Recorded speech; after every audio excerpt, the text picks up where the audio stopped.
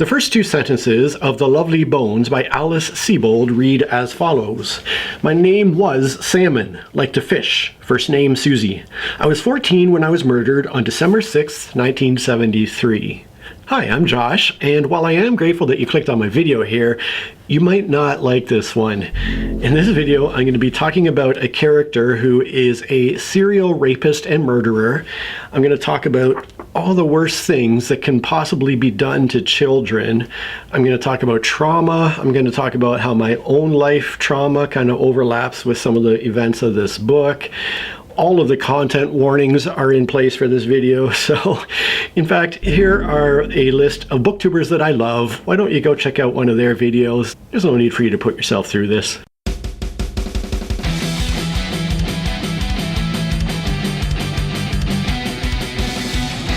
Well, I'd hazard a guess that my faithful Patreon supporters weren't put off that easily, so let me send out a big thank you to my higher tier supporters, in particular to Charles M, Mojo Dam, Saver Girl, Abe O, and Joanna N, to my highest tier supporter of all, Asmondas Pervect. The fact that you are making these sacrifices on my behalf to support me means the world to me. Thank you so much.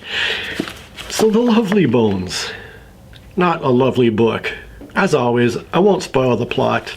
I'll just say that, as you can see, the book opens with the narrator of the book, Susie, a 14-year-old girl, talking about the fact that she has been murdered. Now, I got through the first chapter where this rape and murder occurs, and I thought, I don't know if I can keep reading this book.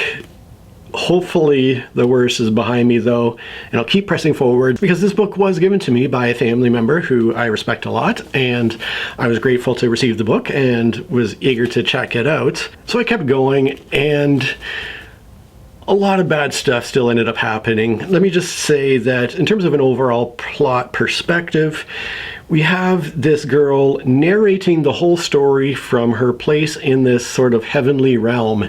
She calls it heaven, and the way she describes it, it feels like there are two stages to heaven. It feels like there's this initial entryway to heaven where you're still sort of connected to life on earth, but there's this other heaven that once you're ready to leave it all behind, you move on to this other heaven. As far as I understand it being described here, the whole story is obviously her in this kind of initial stages of heaven right after her death, describing the impact of her death on those who are part of her life, her family, her friends, her school acquaintances, and the wider community as a whole. There's no mystery to the story. We know exactly who the perpetrator of the crime is, and a big part of the plot is wondering, is this character going to get caught? How are they going to catch this character? Who's going to figure it all out? Are we going to get some kind of satisfying resolution? Now, right off the bat, obviously we have a very unique point of view character, a dead character who's describing everything they see. And apparently, from her place in heaven here, she can focus on anywhere on the planet, on any single person that she wants to focus on. She can read their thoughts, she can understand their emotions, and so she can get right in depth to how the person she's observing is feeling and to sort of their innermost thoughts and experiences. So it's obviously quite an interesting perspective. Like I said, the horrific events of the book were not finished with the end of the first chapter, and there is, I think, quite a true summary that happens kind of midway through the book, where our narrator Susie says, "It was that day that I knew I wanted to tell the story of my family, because horror on earth is real and it is every day. It is like a flower or like the sun. It cannot be contained." My own experiences with working as a paramedic in past years has shown that this is true, that the earth is full of horror and it is a never-ending thing. Now, a big part of the book is the impacts and ripple effects of this terrible trauma and how they affect the people that have come into contact with it. So, for instance, the main character, Susie, here has two siblings. We follow how they're affected by it. She has her parents, and obviously the murder of a child is going to have a huge impact on the relationship of parents. We have other effects with other people. So the first character we'll look at very quickly is Susie's sister. And we have a statement here that I relate to in my own childhood experience of being abused and the trauma I experienced as a child. Although obviously not the same as having a sibling murdered, it was kind of my own experiences that made me relate to this. It says, I worried that my sister, left alone, would do something rash. She sat in her room on the old couch my parents had given up on and worked on hardening herself. And that's something that I had to do as well between my own traumatic experiences and the serious health problems I had with my Crohn's disease. I had to work on hardening myself. A few of the other characters had similar reactions to ones that I've had throughout my life. And Susie, in talking about her grandmother, says she no longer believed in talk. It never rescued anything. I see that, again, as being true for myself on a couple of levels. For instance, I've never had any great experiences with counseling, despite all the different people and all the different type of counseling I've done over the years. I've never found it had any real positive effect. Although having said that, it is hugely effective for a lot of people, so don't just take my experiences as gospel. Now we have Susie's mother, who again says something that seems truthful to me. Susie, my mother said, bracing up under the weight of it, a weight that she naively hoped might lighten someday, not knowing that it would only go on to hurt in new and varied ways for the rest of her life. I think any of us who have experienced some kind of major loss can really relate to the fact that the hurt never goes away, but it morphs and changes to a certain extent and hurts in new and different ways. And then one kind of weird thing I'll say is that the major traumas I've experienced in my life, I feel like to a certain extent that I have not survived them, that Joshua died at some point along the way, and what's left is more or less a bit of a shell. And in that manner, I can slightly relate to Cotard's syndrome, if you happen to know anything about that. And Susie here says, I watched my brother and my father. The truth was very different from what we learned in school. The truth was that the line between the living and the dead could be, it seemed, murky and blurred. We'll talk more about that specifically at the end of this when we talk about the message of the book. Another thing that I can unfortunately relate to is the impact of trauma on a parent's relationship. So, to say this as vaguely as possible, one of my boys experienced one of the worst things that can be done to a child. And the after effects of that were never really processed, I don't think, by myself or my wife at the time, because from my perspective, how can you possibly process something like that? What words can be said to deal with something like that? And the after effects of that event had a lasting effect on what was left of our relationship, to the point where I do believe that it had an impact on the end of our relationship. And in fact, we see in this book that we have a similar experience on Susie's parents. Susie, in talking about her father, says, for 3 nights he hadn't known how to touch my mother or what to say. Before, they had never found themselves broken together. Usually it was one needing the other, but not both needing each other. And so there had been a way, by touching, to borrow from the stronger one's strength. And they had never understood, as they did now, that what the word horror meant. That's a pretty profound statement in light of my own experiences in my relationship. In my failed relationship. And that continues with this statement. In those first 2 months, my mother and father moved in opposite directions from each other. One stayed in, the other went out. My father fell asleep in his den in the green chair, and when he woke, he crept carefully into the bedroom and slid into bed. If my mother had most of the sheets, he would lie without them, his body curled up tight, ready to spring at a moment's notice, ready for anything. And then the last point about their relationship is one that I think is my greatest guilt in the failure of the relationship that I experienced. So here the narration says, "She could not remember the last time she had gone to bed at the same time as her husband. He walked in the room like a ghost, and like a ghost slipped in between the sheets, barely creasing them. He was not unkind in the ways that the television and newspapers were full of. His cruelty was in his absence. Even when he came and sat at her dinner table and ate her food, he was not there." And to my shame, I can say that, yes, my unkindness was, again, not in the hurtful kind, but more in my absence, in my withdrawing into myself, which is, I mean, not to say that's not a hurtful thing, that in its own way is a very hurtful thing. So that is kind of, I think, where I failed in my own experience.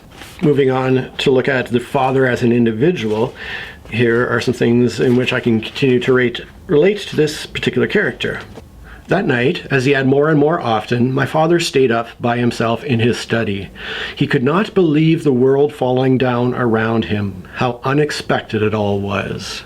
And it's pretty wild for me to look at the past several years at the loss of my career, the loss of my marriage, the loss of most of my close community, and how kind of unbelievable and unexpected it all was.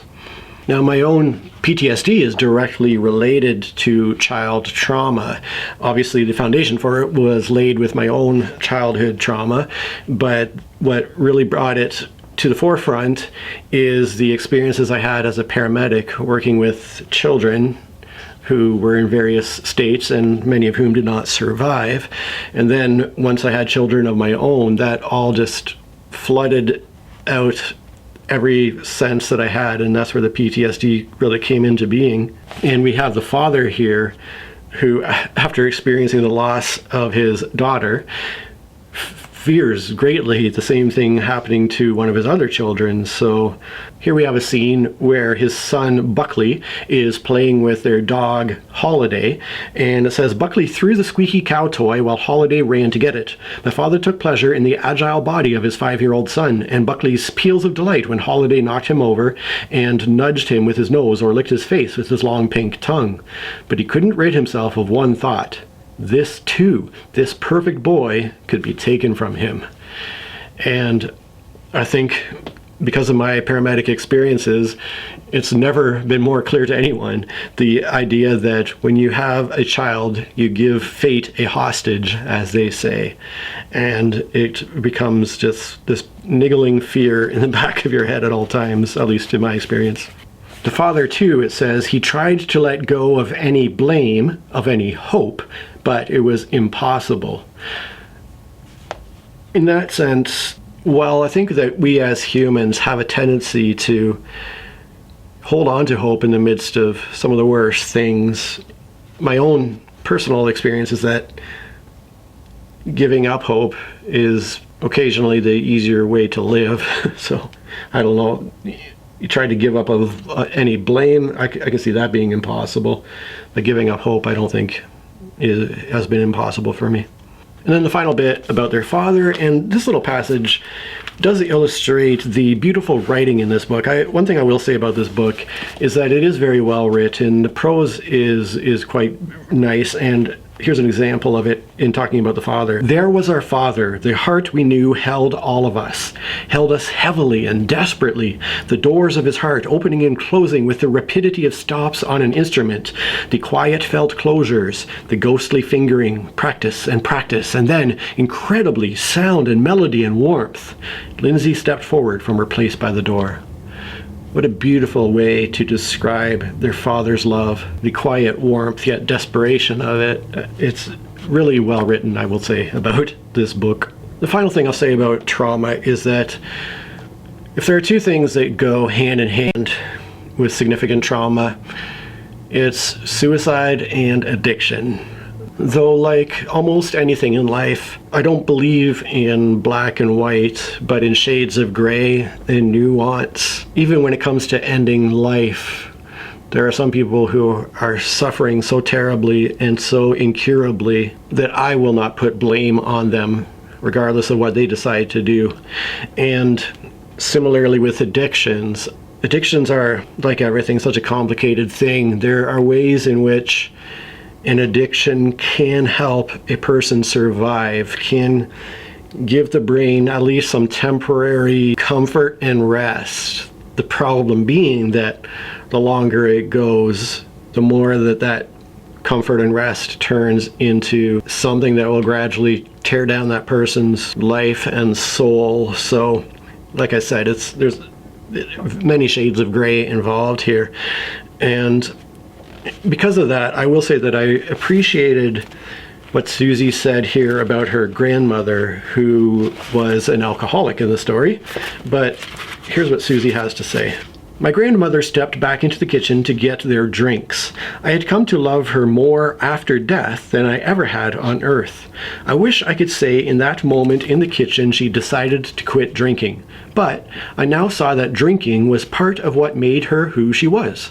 If the worst of what she left on earth was a legacy of inebriated support, it was a good legacy in my book. And I think that's key to understand that somebody who has an addiction is not a bad person because of their addiction. Their addiction could cause them to treat others horribly, which would in that sense make them a bad person.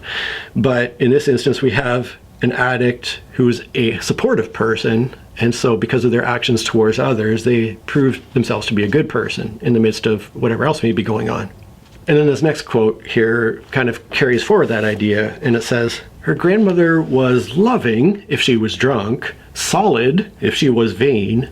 When was it all right to let go not only of the dead, but of the living, to learn to accept? And unfortunately, because of major stigmas and whatever else, people who suffer with addictions just don't have that acceptance. And so in that way, their trauma continues to traumatize them.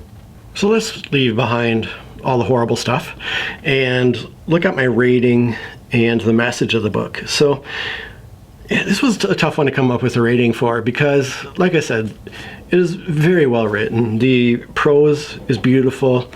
The way the story is constructed is really well done. The writing is fantastic. So no problems from that point of view.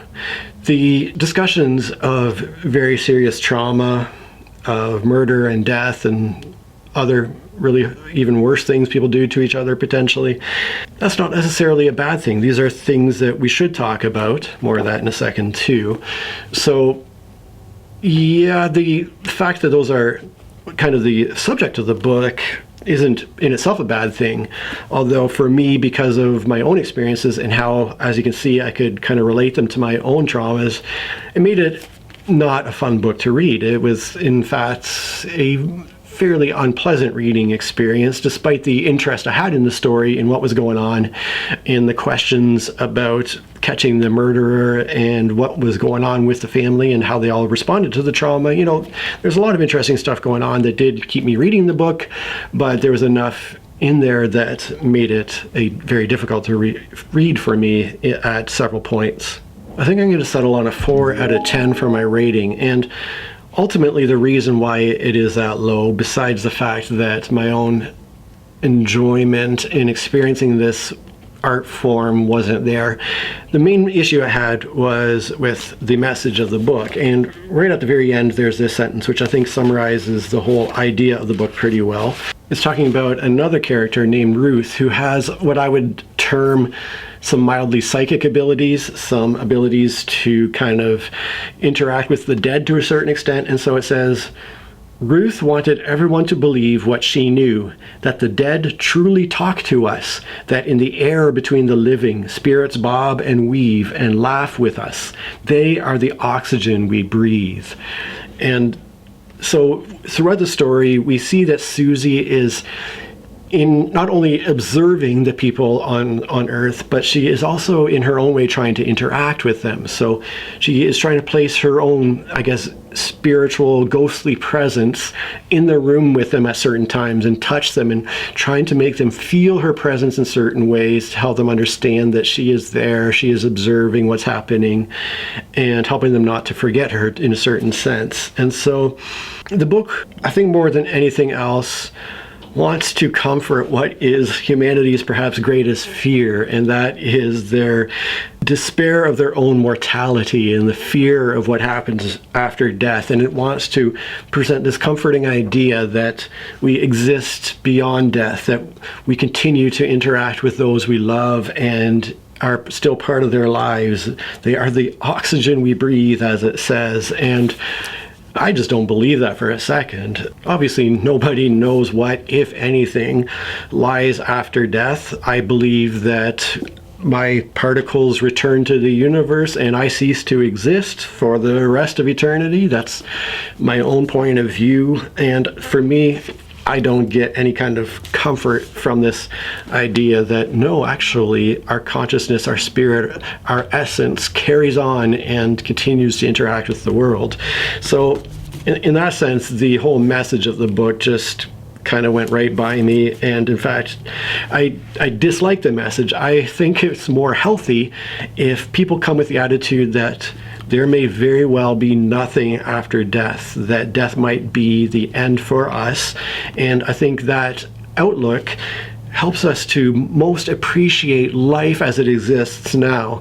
I think that many people who believe in heaven or an afterlife or some kind of eternal good existence after our life here on earth, I think they tend to kind of set aside this existence on earth as being very much secondary, that real life is coming after death. And as a result, I think they really miss out on the preciousness of life. They maybe don't take full advantage of their existence, that they could be very well be throwing away their one chance at life. Life itself in the universe is such an incredibly wonderful and special thing.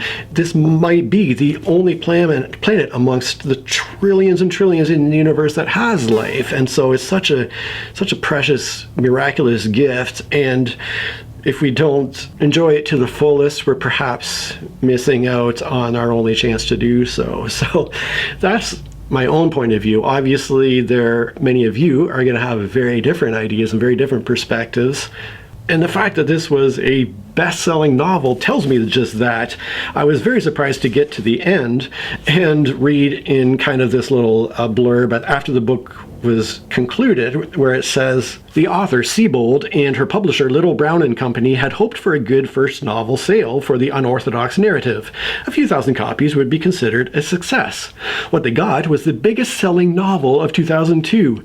Now, Nielsen Bookscan, the book tracking service, places The Lovely Bones at the top for last year, with 1.5 million copies sold, ahead of such power authors as J.K. Rowling, Tom Clancy, and John Grisham. After 34 weeks on the New York Times hardcover fiction bestseller list, The Lovely Bones is in its 20th printing, with at least 2.37 million copies in print. So I am in the vast minority of people that did not appreciate this book and the message it was trying to give us, the comfort it was trying to give people for their mortal dread, which obviously people ate up and just really loved. So while for me the book only opened wounds of traumas that I've experienced and did not provide comfort in return, I guess on the other hand, many people have read this book and comforted it because it's what they want to hear. They want to hear that there is existence after death, that their legacy continues on. They continue to be a meaningful part of the world. So I think that when you give people what they want to hear, your book is going to be a success. So again, just my point of view. Yours may differ vastly, but that was my experience with The Lovely Bones. But let's end all of this on a positive note, and one thing that I do commend this book for. I'm going to read one final passage where the mother of Susie is talking to the detective who is trying to solve her murder, and it happens that the detective's wife had in the past killed herself. So the mother says to the detective, "Why did she kill herself?" And the detective replies, "That's the question that preoccupies me most when I'm not preoccupied by things like your daughter's murder." A strange smile came across my mother's face. "Say that again," she said. "What?" Len looked at her smile, wanted to reach out and trace the corners of it with his fingertips. "My daughter's murder," my mother said. "Abigail, are you okay?" No one says it. No one in the neighborhood talks about it. People call it the horrible tragedy or some variation on that. I just want it to be spoken out loud by somebody, to have it said aloud. I'm ready. I wasn't ready before. My mother dropped her cigarette onto the concrete and let it burn. She took Len's face in her hands. Say it, she said. Your daughter's murder. Thank you. And I think that's one thing that The Lovely Bones is doing that is a huge favor to humanity, in that it is talking openly about death and about trauma. And that's one reason why I'm sure some people would call me a bit of an oversharer, in that I talk pretty openly about almost all of my own traumas and failings and all of that stuff, because I do want to encourage people to talk openly about this stuff. I mean, we have such a terrible, terrible relationship with death in our society. Again, going back to the whole fear of our mortality thing, we do our best to institutionalize death, to remove death from us. And even the way we speak about it, we say that somebody passed away or they passed on. We try to make it sound gentle. We don't say they died, they are dead, because that sounds too harsh and too real almost. We don't want to get that real with death. And I think it's so important that we do talk about these things. And like I said, the reason that I talk about these things is to hopefully, in whatever way I can, make it a little bit easier for other people who've experienced trauma and death to also talk about their experiences. And I think by trying to make death gentle or easier to handle, we're doing a huge disservice to everybody who's grieving and trying to work through loss and through grief. So let's normalize this stuff. Let's be real about it. There's nothing more natural than death. It's a part of everybody's life. So why don't we talk about it? And unfortunately, I think almost all of us have our own traumas that we're trying to work through as well. So why don't we just be open about things and talk about things and make it easier for others to do so too? And with that, I will leave it behind and turn to you and ask, what do you think? What's your own perspective on what I presented here? If you don't want to talk about it, that's cool. Just let me know what books you've been reading. I always want to know what books people are getting into, what is exciting them. I am always eager for recommendations, so please get into the comments and let me know about your reading world. Thank you so much for spending the time with me today, even though I was talking about such horrible stuff. I'll catch you next time, hopefully with something happier. Cheers. Alrighty. Oh God. The first two sentences of The Lovely Bones, the first two sentences of The Lovely Bones, the first two sentences of The Lovely Bones, the first two sentences of The Lovely Bones, let me send out a, like I said, I was not, would definitely, we have the, for instance, the sibling. So for instance, we have, and the grandmother of Susie had, and Susie's grandmother, and regarding Susie's grandmother, another thing that